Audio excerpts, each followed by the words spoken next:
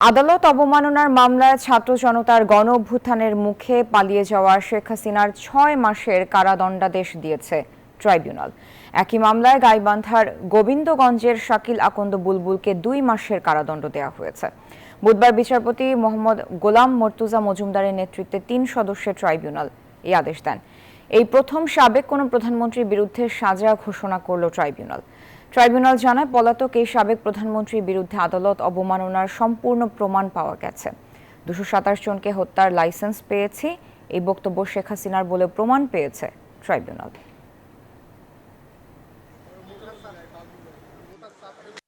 আন্তর্জাতিক অপরাধ ট্রাইব্যুনালের আইন ১৯৭৩-এর ১১-৪ ধারা অনুযায়ী এই ট্রাইব্যুনালের বিচারাধীন প্রক্রিয়াকে প্রেজুডিস করার অপরাধ, এই অপরাধ চূড়ান্তভাবে প্রমাণিত হওয়ায় আন্তর্জাতিক অপরাধ ট্রাইব্যুনাল নাম্বার ১ শেখ হাসিনা এবং আসামি শাকিল আকন্দ বুলবুলকে দণ্ডিত করেছেন। আসামি শেখ হাসিনাকে ৬ মাসের বিনাশ্রম কারাদণ্ড এবং আসামি শাকিল আকন্দ বুলবুলকে ২ মাসের বিনাশ্রম কারাদণ্ডে দণ্ডিত করেছেন।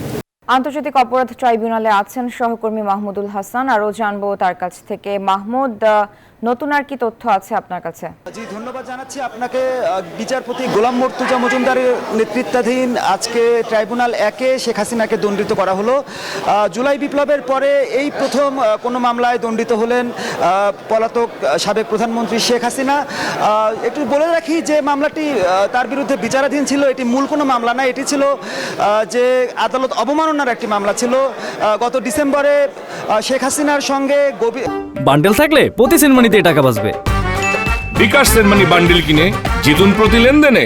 গাইবান্ধার গোবিন্দগঞ্জের একজন ছাত্রলীগ নেতা বুলবুল আকন্দ, তার একটি ফোন আলাপের প্রেক্ষিতে এই মামলাটি করা হয়েছিল, যেখানে তিনি বলেছিলেন যে ২২৬টি মামলা হয়েছে আমার বিরুদ্ধে, অর্থাৎ ২২৬ জনকে হত্যার লাইসেন্স আমি পেয়েছি। তো আজকে এই মামলায় স্টেট ডিফেন্স অর্থাৎ শেখ হাসিনার পক্ষে নিযুক্ত আইনজীবী, অ্যামিকাস কিউরি সবাই বক্তব্য উপস্থাপন করেছেন এবং ট্রাইব্যুনাল কিন্তু এই মামলাটির প্রেক্ষাপট বিশ্লেষণ করেছেন। ট্রাইব্যুনাল বলেছেন যে শেখ হাসিনা ভারতে বসে যেভাবে একের পর এক উস্কানিমূলক বক্তব্য রাখছেন, সেই ক্ষেত্রে এই যে জুলাই ম্যাসাকার, যে ১৪০০ মানুষের হত্যাকাণ্ড, ২০,০০০-এরও বেশি মানুষ আহত হয়েছে, সেই মানুষগুলোর বিচার প্রক্রিয়া কিন্তু নানাভাবে বাধাগ্রস্ত হচ্ছে। অর্থাৎ যারা এই মামলাগুলোতে ট্রাইব্যুনালে সাক্ষী দিতে আসবেন, যারা এখানে বিচার কার্য পরিচালনা করবেন, বিচারক যারা, প্রসিকিউশন রয়েছে, আদালতের স্টাফ যারা রয়েছেন, সবাই একটি ভীতিকর অবস্থার মধ্য দিয়ে যাচ্ছেন, যার প্রেক্ষিতে অ্যামিকাস কিউরি প্রথমে এখানে বক্তব্য উপস্থাপন করেন। অ্যামিকাস কিউরি তার বক্তব্যে জানান যে যেহেতু শেখ হাসিনা পলাতক রয়েছেন, সেই ক্ষেত্রে তার পক্ষে এখানে ওকালতি করা বা আইনগত কোনো পদক্ষেপ নেবার কোনো প্রয়োজন নেই, কিন্তু আদালত বলেন যে ন্যায় বিচারের স্বার্থেই শেখ হাসিনার পক্ষে স্টেট ডিফেন্স নিয়োগ করা হয়েছে।